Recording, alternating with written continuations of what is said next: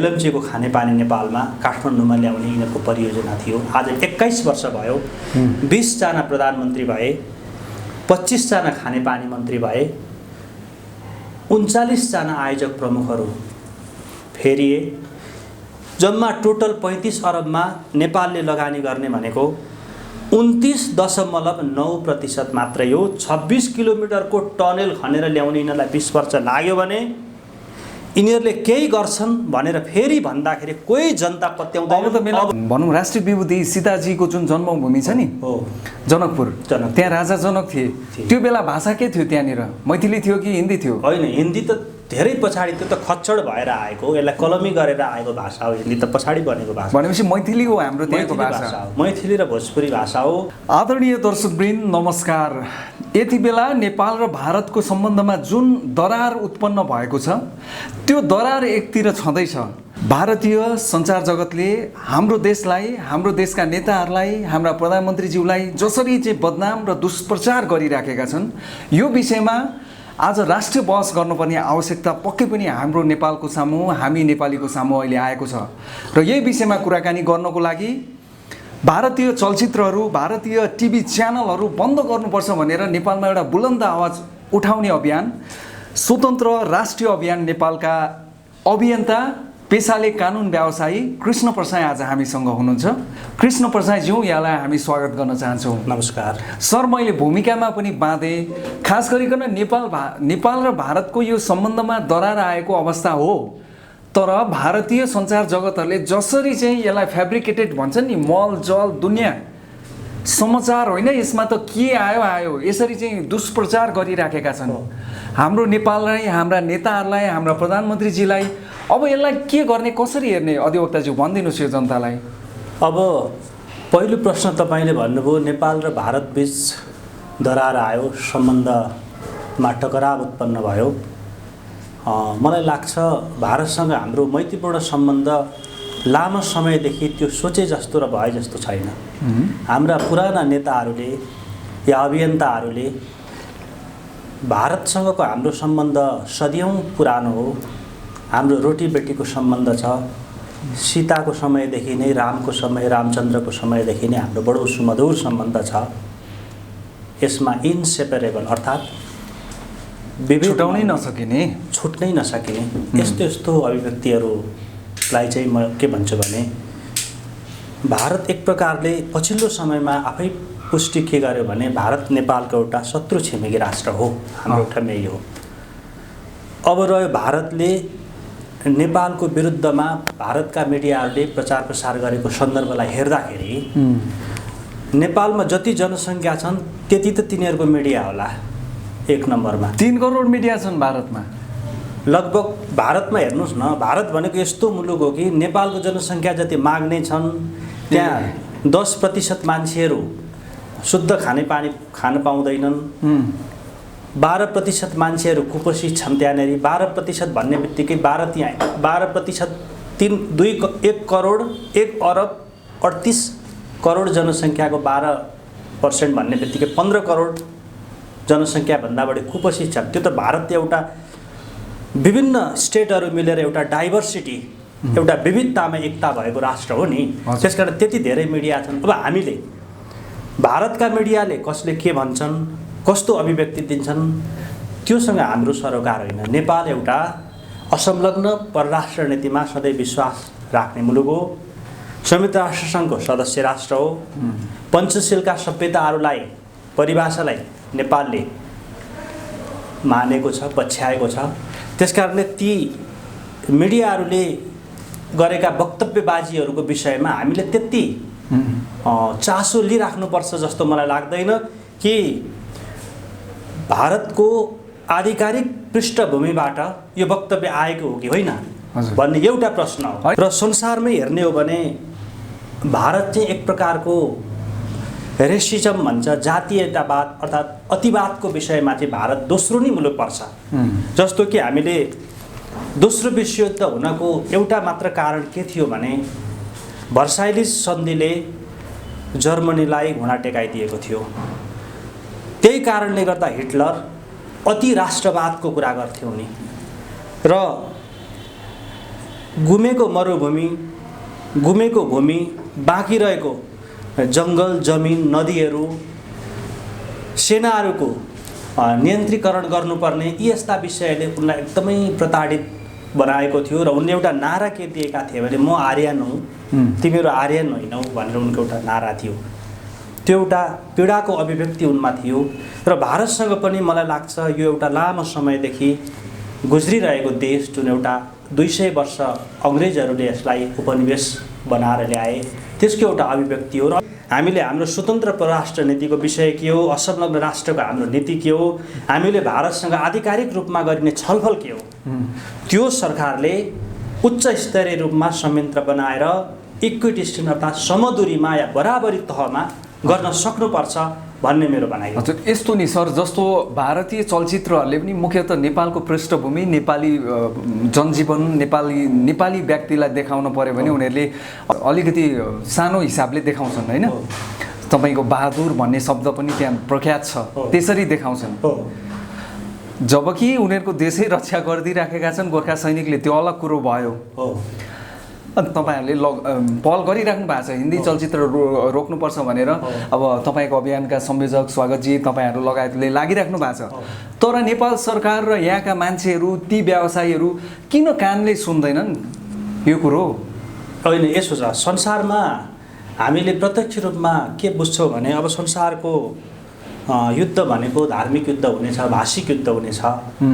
त्यसमा एउटा हिन्दी भाषा पनि अहिले पछाडि आएर हिन्दी भाषाको अस्तित्व त्यति धेरै लामो छैन। अस्ति एउटा स्ट्याटसमा मैले एकजना नेपालका सभासदले पनि लेखेको थियो कि मैले नाम भनिनँ उहाँको, हिन्दी भाषामा नै शपथ खाए के हुन्छ र हिन्दी भाषा पुरानो भाषा हो भनेर उनले भनेको थियो। जो मैथिली भाषाको विषयमा उनले विरुद्धमा अभिव्यक्ति दिएको थियो। मैथिली भाषा भनेको रामायणकालीन समयको भाषा हो।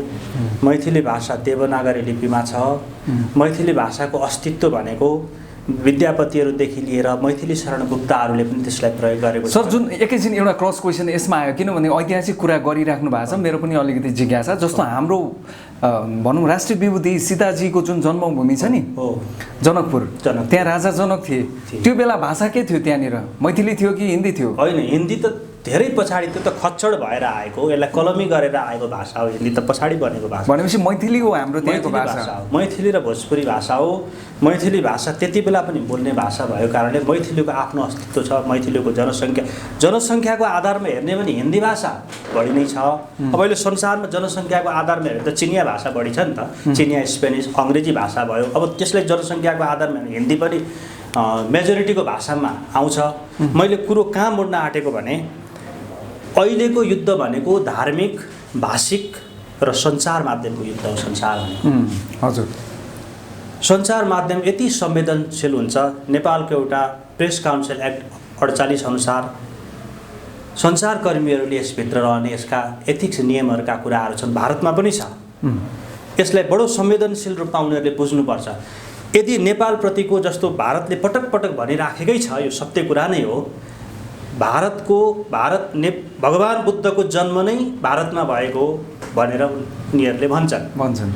तर वास्तवमा भगवान बुद्धको जन्म लुम्बिनीमा भएको हो। लुम्बिनी त्यति बेला महाभारत कालमा लुम्बिनी एउटा स्वतन्त्र राज्यको रूपमा थिएन, एउटै राज्य थियो। पछाडि स्वतन्त्र भयो, नेपालसँग आइसक्यो। नेपालको भूभाग भएपछि भगवान बुद्धको जन्म लुम्बिनी भयो। लुम्बिनी अहिले कहाँ छ त भनेर भन्दा नेपालमा छ। यो पनि एउटा गलत अभिव्यक्ति भारतले दिइराखेको छ। यसलाई सच्याउ भनेर भन्नुपर्छ। भारतलाई हामीले भारतका आधिकारिक मिडियाबाट भनिएका कुराहरू छन् भने यसलाई माथिल्लो लेभलबाट सरकारले यसलाई पत्रचार गरेर मिलाउन सक्नुपर्छ। तर अहिले हाम्रो ओली सरकार सक्षम छैन। ओली सरकार भनेको अहिले आफ्नो सत्ता टिकाउनको लागि, जस्तो जङ्गबहादुरले आफ्नो सत्ता टिकाउनको लागि जे पनि गरे, केही राम्रो काम त उनीहरूले गरेका छन्। राणाहरूले केही कुराहरू, जङ्गबहादुरले केही कुरा त राम्रो गरेको थियो। तर सत्तामा टिकिराख्नको लागि, आफ्नो वंशजलाई सत्तासीन गराउनको लागि उनले एउटा नियम बनाएको थियो। त्यसले अहिले हाम्रो देशमा पनि यस्तो परिस्थिति छ कि यो लगभग 180 वर्षको हाम्रो इतिहासमा मलाई लाग्छ यति धेरै ठुलो सङ्कटमा राष्ट्र परेको छैन। त्यसकारणले केपी ओलीले के विषय लिएर जनतासँग उनले मत मागेर बहुमत प्राप्त गरेका थिए र के गर्दैछन् यो एउटा बडो संवेदनशील कुरा छ। त्यसकारण केपी ओलीले आफ्नो सत्ता टिकाउनको लागि लिम्पियाधुराको नक्सा नेपालमा गाभे र नागरिकता सम्बन्धीको विधेयक उनले संसदमा पुर्याए। यसले प्रष्ट कुरा के देखिन्छ भने केपी ओली सरकार व्यक्तिगत रूपमा उनीसँग मेरो वैमनस्यता होइन, तर संरचनागत रूपमा हेर्ने हो भने केपी ओलीको सरकार एकदमै नालायक र पतन नै भइसक्यो। यसको अर्थ के बुझ्न सकिन्छ भने अर्जुनजी, भारतले म घोडा टेक्दैछु तिमी मेरो पद बचाइदेऊ, यसको आलङ्कारिक अर्थ यही मात्रै हुन्छ। अब रह्यो मिडियाको कुरो, मैले सकिहालेँ। हजुर हजुर। भारत र नेपालको सम्बन्ध कुनै समय राम्रो थियो। त्यो कुन समय थियो भन्दा महाभारत कालमा थियो। हाम्रो सम्बन्ध कम्बोज भनेको क्याम्बोडिया हो, सियाम भनेको थाइल्यान्ड हो, त्यहाँसम्म हामी पुग्थ्यौँ। एउटा महाभारतकालीन ठुलो क्षेत्र थियो। त्रिपिष्टक भनेको तिब्बतसम्म एउटा ठुलो क्षेत्र थियो। हामीले इतिहासका पुराना पौराणिक दस्तावेजहरूमा हामी भेट्दछौँ। पछि त्यो महाभारतकालीन सभ्यता विखण्डन भएर नेपाल एउटा राज्य पुरानै अवस्थामा रह्यो र त्यति बेला हाम्रो सम्बन्ध उनीहरूसँग थियो। तत्पश्चात जब भारत 1947 मा स्वतन्त्र भयो, स्वतन्त्र भएपछि भारतले कुनै न कुनै रूपमा नेपाललाई एउटा सिमानामा राखेर नेपाललाई एक प्रकारले नेपालको अस्तित्व नै मेट्ने गरी यो राजनीति गरिराखेको छ भन्ने कुरा हामीलाई प्रष्ट हुन्छ कि सम्झौताहरू भए, उसले गरेका व्यवहारहरू भए, यी मिडियाका कुराहरू भए।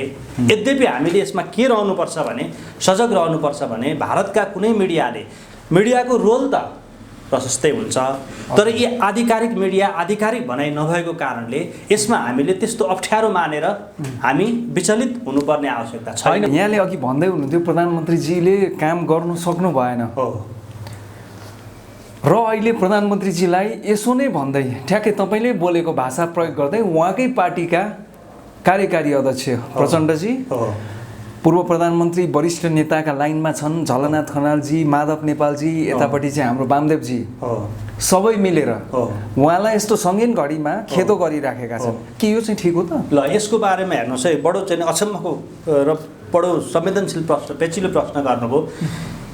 नेहरू पश्चात भारतमा हेर्ने हो भने तपाईँको चाहिँ नि लालबहादुर शास्त्री र अर्को एकजना प्रधानमन्त्री भए। इन्दिरा गान्धी प्रधानमन्त्री पहिलो कालमा उनी त्यो एउटा पीडा थियो।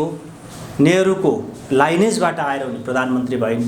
उनी प्रधानमन्त्री फेरि 84 मा मात्रै उनी आएर फेरि 3 वर्ष पछाडि उनी प्रधानमन्त्री भइन्। बिचमा उनी प्रधानमन्त्री हुन सकेकी थिइन्। त्यति बेला उनी के गर्थिन् भने नेपालले हामीलाई हेप्यो, नेपाल जस्तो देशलाई पनि तल आउन सकिएन, अब नेपालको विरुद्धमा भारतलाई प्रयोग गर्नुपर्छ, त्यसकारण हामीलाई मत दिनुहोस् भनेर उनी फेरि प्रधानमन्त्री बने। प्रधानमन्त्री भइसकेपछि पनि हामीले कति फुटेजहरू हेर्दा उनी प्रधानमन्त्री भइन्, उनकै पार्टीका दलहरूले, उनकै पार्टीका नेताहरूले इन्दिरा गान्धी सही छन् भनेर यसरी प्रचार प्रसार गरेको थियो, प्रचारबाजी थियो। त्यसकारण नेपालको सन्दर्भमा पनि अहिले केपी ओली आफै सरकारमा हुने, त्यही सरकारका कार्यकर्ताहरूले गाउँ गाउँ सहर सहरमा सानो सानो झुन्ड बनाएर यो सरकारी काम छैन भन्ने, कहिले कहिले अहिले उनीहरूको पक्षकाले चाहिँ सरकार ठिक छ भन्ने, अलिकति एउटै पार्टीभित्र रहेका एउटै पार्टीभित्र रहेका अर्को विचार राख्नेले चाहिँ सरकारै ठिक छैन भनेर राजीनामा माग्ने, यो एक प्रकारको नाटक जस्तो मात्रै हो। यो सेक्सपियरका नाटकहरूमा मात्रै हामी यस्तो विषयवस्तु, यस्तो अभिनय पढ्न पाउँछौँ। त्यसकारणले गर्दाखेरि तपाईँले भने जस्तो यो यो पटकथा लेखिएर नै मञ्चन भइराखेको नाटक हो। एक प्रकारले यिनीहरूको सुनियोजित नाटक भन्दा अरू केही पनि होइन। यसको एउटै मात्रै उद्देश्य के हो भने अहिले केपी शर्मा ओली नेपालको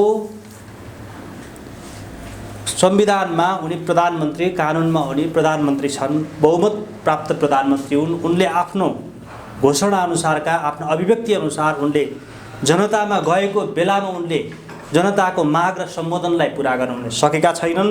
त्यसकारण उनको काम छैन। जसरी प्रधानमन्त्रीजीले नयाँ नक्सा ल्याउनु भयो लिम्पियाधुरा, लिपुलेक र कालापानी समेटेर, सँगसँगै अब जस्तो यो अङ्गीकृतको सवालमा पनि उहाँको पार्टीले नि जुन किसिमको 7 वर्षको एउटा टाइम फ्रेम त राखिदिएको छ नि, कम्तीमा कङ्ग्रेस र यो जसपा जस्तो अहिले तुरुन्तै एक हातले सिन्दुर एक हातले नागरिकता त भन्नुभएको छैन नि। त्यो खराब मध्येको चाहिँ कम खराब, अर्थात् अरू राष्ट्रवादी भन्दा अलिक ज्यादा राष्ट्रवादी केपी शर्मा ओलीजीलाई मान्नुहुन्न तपाईँ? यसलाई कुनै पनि होइन, व्यावहारिक हिसाबले भन्नुहोस् न सर। ठिक छ, 7 वर्ष राखे पनि 7 महिना राखे पनि यसको कुनै तात्विक भिन्नता छैन। उनले टेबलिङ गर्नुको कारण के मात्रै हो भने भारतले मलाई मेरो प्रधानमन्त्रीत्व काल लम्ब्याइदिन्छ कि भन्ने मात्रै उनको अभिष्ट रहन्छ। प्रधानमन्त्री ओलीले आफ्नो सत्ता टिकाउनको लागि उनले आफू र राष्ट्रपतिदेखि बाहेक र केही कार्यकर्तादेखि भारतले नै हटाउँदैछ मलाई भनेर ओलीजी भन्दै हुनुहुन्छ, फेरि ओलीले नै भारतले नै टिकाइदिन्छ भनेर ओलीजी फेरि यो तिग्दम गर्दै हुनुहुन्छ भन्नुहुन्छ तपाईँ। के हो यो त हेर्नुहोस्, कुटनीतिक भाषाको कुरा हो, कुटनीतिक कार्यक्रमका कुरा हो, योजनाका कुराहरू हुन्। भारतले नै उनीहरूलाई अहिलेसम्म बनाइदिएको छ, भारतले नै बनाइदिने हो। त्यस कारणले गर्दाखेरि उनले भारतसँगै भनिराखेका छन्, यो अप्रत्यक्ष रूपमा उनले भनेका छन् कि उनलाई एउटा कुरो उनको पटक पटकको अभिव्यक्तिमा हामीले बुझिसकेका छौँ नि त, म कसैको लहडीमा कसैको निर्देशनमा म जान्न, मेरो सरकार लड्दैन। नेपालको प्रधानमन्त्रीलाई नेपालका जनताहरूले प्रधानमन्त्री बनाएको हो नि त, भारतले होइन। भनेपछि उनले पटक पटक अभिव्यक्ति के गरिराखेका छन् भने म कसैको निर्देशनमा मेरो सरकार लड्नेवाला छैन। यसको अर्थ के हुन्छ भने उनले नेपाली जनता र सभा संसदलाई उनले विश्वास गरेको छैनन्। यसको अर्थ प्रतीकात्मक रूपमा के हुन्छ भने तिमी रोए जस्तो गर, म कुटे जस्तो गर्छु, अब हामीले गर्ने त हाम्रा कामहरू छँदैछन् भनेर उनले भन्न खोजेको। हजुर, भनेपछि प्रचण्डले पनि नाटक मात्रै गरिराखेका छन्, त्यही नै भयो सर तपाईँको कुरा त। 46 सालदेखि जति पनि सरकारहरू बने देशमा, यो सबै एक प्रकारको अकर्मण्यताको एउटा परिणति हो। हामीलाई तमाम नेपाली नागरिकहरूलाई पटक पटक यिनीहरूले झुक्क्याए, पटक पटक यिनीहरूले धोका दिए। नागरिकताको नाउँमा यिनीहरूले 46 र 72मा आइपुग्दाखेरि 40 लाख भारतीयहरूलाई नागरिकता दिएका छन्। यो बडो संवेदनशील विषय हो, हामीले यसमा बुझ्नुपर्छ, जसले गर्दाखेरि हामी फिजीकरणको एउटा मार्गमा उन्मुख बनिरहेका छौँ। यदि 45 सालदेखि 46 सालको जनआन्दोलनदेखि यता आएर यिनीहरूले साँच्चै राष्ट्रियता राष्ट्रको लागि काम गर्ने थिए भने सर्वहाराको अधिनायकत्व भनेको के हो त? 65-63मा यिनीहरूको अन्तिम आन्दोलन भयो। 52 सालदेखि प्रचण्ड कमरेड लगायतकाले जनयुद्ध गरे। आज रोल्पामा मात्रै 8000 व्यक्तिहरू मारिएको एउटा रोल्पा र रुकुममा मात्रै त्यो पुष्टि हुन्छ। दलित आदिवासी जनजातिको टाउको टेकेर उनीहरू सत्तामा गए। आखिर यसले के प्राप्त गरे? उनले आफ्ना छोरी बुहारीहरूलाई मेयर बनाउने, मन्त्री बनाउने, आफ्ना भाइ भतिजाहरूलाई राजदूत बनाउने, न्यायाधीशहरू आफ्ना चाहिने भान्जे जयहरूलाई बनाउने, चोर फटा डाकाहरूलाई म्यान पावर जग्गा दलालीहरूलाई उनीहरूले राजदूत बनाएर पठाउने। के यो आन्दोलन यो थियो त? त्यस कारणले गर्दाखेरि 46 सालदेखि अहिले 77 सालसम्मका यी गतिविधिहरूलाई हामीले मूल्याङ्कन गर्ने हुने एउटा सानो उदाहरण तपाईँलाई दिउँ। जुन मेलम्चीको खानेपानी नेपालमा काठमाडौँमा ल्याउने यिनीहरूको परियोजना थियो। आज 21 वर्ष भयो, 20 जना प्रधानमन्त्री भए, 25 जना खानेपानी मन्त्री भए, 39 जना आयोजक प्रमुखहरू फेरिए।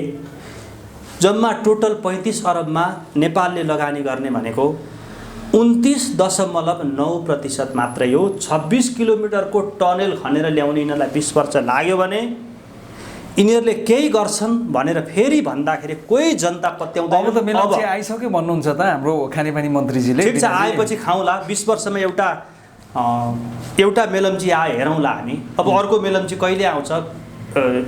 तपाईँको पाइपलाइनका कुराहरू आइराखेका छन्, त्यो कहिले आउँछ हेर्दै जाउँ। हजुर, हामीले हेर्नुपर्ने धेरै कुराहरू पनि छन्। 20 वर्षसम्म हाम्रो पुस्ताले पर्खिन सक्दैन। त्यसकारण हाम्रो स्वतन्त्र राष्ट्रिय अभियानको एउटा आन्दोलन छ। समस्त देशवासीहरूलाई आज 60 लाख युवाहरूको 70 लाख युवाहरू बाहिर बसेका छन्। संसारमा नेपाल मात्रै यस्तो एउटा देश हो कि संसारमा पहिलो टोगो र नेपाल दुईटा देश मात्रै हुन् जसले टोटल GDP को 40% रेमिटेन्सबाट भित्र्याउँछ। आज त्यो रेमिटेन्स पठाएर नेपाल प्रवेश गर्न चाहने युवाहरूलाई एउटा प्लेन लिएर गएर फर्काउन सकेको छैन भनेपछि यस्तो नालायक सरकारको बारेमा हामीले जतिसुकै टिका टिप्पणी गरे पनि कहिले सकिँदैन। 18 वर्षदेखि हाम्रा चेलीहरू बेचिएका छन्। देशमा शिक्षाको विषयमा हेर्नुहोस्, तपाईको 78 अर्बभन्दा बढी नेपालबाट बाहिर जाने युवा विद्यार्थीहरूले मात्रै प्लेन भाडा मात्रै तिर्छन्। अरूको कुरा छोडिदिनुहोस्, नेपाल एउटा यस्तो गरिब राष्ट्रहरूको सूचीमा, यति गरिब राष्ट्रहरूको सूचीमा परेको छ नेपाल। अहिले भ्रष्टाचारको नम्बरिङमा हेर्ने हो भने नेपाल 0.5% मात्रै दिएको छ। अहिले 152 सूचीमा परेको छ। हरियो वन नेपालको धन भनेर भन्छन्। संसारमा फिनल्यान्ड, नर्वे, फ्रान्स, स्विडेन जस्ता देशहरू, त्यस्तो युरोपियन देशहरूमा 60-70% उनीहरूको जमिन जङ्गलै जङ्गल छ। नेपालको 29% भन्दा अहिलेसम्म बढेको छैन। कल्टिभेबल ल्यान्ड छ, जुन खेतीयोग्य जमिन। नेपाल एउटा एग्रिकल्चरल कन्ट्री भनेर हामी भन्छौँ। 15% जमिन पनि हामीले पुरा खेती गर्न सकेका छैनौँ। हेर्नुहोस्, बङ्गलादेशमा हेर्नुहोस्, उनीहरूले टोटल ल्यान्डको 58%, 58% ल्यान्ड त बङ्गलादेशले खेती गर्छ। भारतले 52% खेती गर्छ। नेपालले 15% पनि यो वैज्ञानिक खेती गर्दैन। 38 सालसम्म हामी धान, जुट, चामलहरू हामी बाहिर एक्सपोर्ट गर्थ्यौँ, निर्यात गर्थ्यौँ। त्यहाँदेखि हेर्नुहोस् देशको स्थिति, नेपालको स्थिति यस्तो छ। यिनीहरूले अलिकति बुझ्नुपर्छ। उद्योग धन्दा पनि सके नि त, त्यसरी त तपाईँले भन्ने 40-42 नेपालमा एउटा सानो चुइगम फ्याक्ट्री पनि छैन। गर्न सकिन्छ भन्दै पनि हामीले मासुमा निर्भर छैनौँ, अन्डा दुधहरूमा निर्भर छैनौँ। सबै कुराहरू हामीले कहाँबाट प्राप्त गर्छौँ भने त्यही रेमिटेन्सबाट। देशको लगभग तपाईँको 40% जति रेमिटेन्स धानेर 37.9 देखाइएको छ। लगभग 40 भनौँ होलसेलमा 40% रेमिटेन्स धानेर बसेको मुलुक। यो मुलुकमा आज कोरोनाले मान्छेहरू त्यहाँ मरिराखेका छन्। पारिपट्टि नदीदेखि पारि, महाकालीदेखि वारी आउन सकेका छैनन्। प्लास्टिकमा भात खाएर बसेका छन्। त 6 नम्बरको मुख्यमन्त्रीलाई 2.5 करोडको गाडी चाहियो। हामीले के भनेका छौँ भने यो सङ्घ 7वटा सङ्घ राख्ने, तर यो सङ्घमा निर्वाचित हुने सम्पूर्ण मुख्यमन्त्री र यी सभासदहरू सबैलाई बर्खास्त गर्नुपर्छ। एउटा व्यक्तिले काम गर्छ। कसले गर्छ सर? सङ्घ चाहिँ राख्ने, अनि सङ्घको मुख्य जिम्मेवार भनौँ न मुख्यमन्त्री नै नराख्ने? मुख्यमन्त्रीको काम छैन। यिनीहरू मुख्यमन्त्री भनेको 6 लाख यिनीहरूका कार्यकर्ता र यी मुख्यमन्त्री, यी सभासदहरू भनेको यिनीहरूले तलब दिएर तलब खाने मात्रै। त्यो तलब यिनीहरूको आफ्नै उत्पादन देशमा छैन। त्यस कारणले हिजो पनि त 5 विकास क्षेत्र हुँदाखेरि मुख्यमन्त्री थिएन, चलेकै थियो। नेपालभन्दा ठुलो छ युपी भारतको एउटा स्टेट हो भने हामीले किन 7-8वटा 10वटा बनाउने त? ल 7वटा ठिक छ, यसलाई प्रशासनिक क्षेत्रको रूपमा यसलाई विकास गर्ने हो। यी सबै यो चुनाव, यो सबै नाटक, यो केही पनि नगर्ने। प्रसादजी, अन्त्यतिर छौँ। केपी शर्मा ओलीज्यूको यो जुन कुर्सीमा लागेको अहिलेको जुन सङ्कटको यो बादल मडारिराखेको अवस्था छ नि, के छ? यो सङ्कट हट्छ कि उहाँ हट्नुहुन्छ? केपी शर्मा ओलीको सङ्कट आए पनि नआए पनि हामीलाई त्यो कुनै चासोको विषय अब रहेन। किन रहेन भने हामीलाई त बिरालो चाहिन्छ, कालो होस् या सेतो बिरालो। हामीलाई बिरालोको रङसँग मतलब छैन। त्यो बिरालोले मुसा मार्न सक्नु पर्यो। यो बिरालोले मुसा मार्न सकेको छैन। यस्तो दुध खुवाएर पालेको बिरालोले मुसा मार्न सक्दैन भने यो बिरालोलाई कि लौरो लाएर खेदाउनुपर्छ बाहिर, कि ढोका थुनेर बाहिर। अर्को बिरालो पनि मुसै मार्न नसक्ने पनि त आउला नि फेरि। त्यो हामी छौँ नि त, युवाहरूलाई दिनुपर्छ। 65 वर्ष कटेका अहिलेको उसमा त सम्भव छैन नि त सर। जो चाहिँ अहिले संसदमा हुनुहुन्छ अर्थात् पार्टीका जिम्मेवार मान्छेहरू छन्, उहाँहरूको हिसाबले हेर्ने भने जस्तो प्रचण्डजी, माधवजी, झलनाथजी सबै चाहिँ एकचोटि प्रधानमन्त्रीको कुर्सीमा बसिसकेका मान्छेहरू हुन्। भनेपछि अब आउने त अर्को पनि त त्यस्तै बिरालो होला नि त तपाईँको परिभाषा अनुसार त। त्यसो भए यिनीहरूलाई मान्नु न त, गम्भीर प्रकृतिका अपराध गरे बापत आजीवन कारावास बस्ने योजना बनाऊ, भ्रष्टाचारलाई बनाऊ। ल अब तपाईँ आफै कानुन व्यवसायी हुनुहुन्छ, अधिवक्ता, कानुनको एउटा विज्ञ मान्छे हुनुहुन्छ, के त्यो सम्भव छ प्रचण्डजी? किन सम्भव छैन? उनीहरूले संसदमा टेबलिङ गरौँ त। ल यिनीहरू के भन्छन्?